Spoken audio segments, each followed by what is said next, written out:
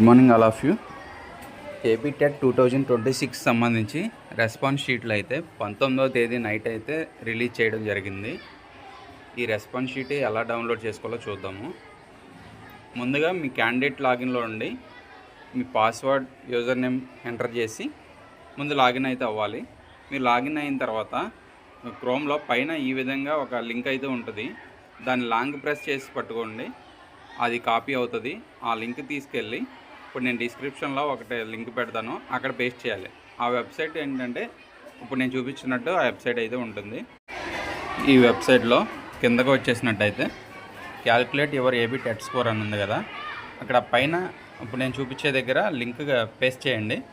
తర్వాత మీ category select చేసుకోండి.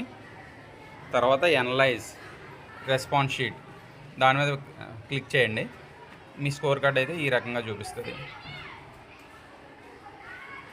Next మనకి రెస్పాన్స్ షీట్ ఇనిషియల్ కీ కావాలనుకుంటే మీ వెబ్సైట్లో కిందకి స్క్రోల్ చేసినట్టయితే లాస్ట్న ఒక కాలం ఉంది చూడండి, టెట్ 2026 ఇనిషియల్ కీ. ఇది ఇనిషియల్ కీ మాత్రమే అండి. దాని మీద క్లిక్ చేస్తే మొత్తం అన్ని డేస్ సంబంధించి ఇనిషియల్ కీస్ అయితే దాంట్లో ఉంటాయి, ఇవి మీరు చెక్ చేసుకోవచ్చు.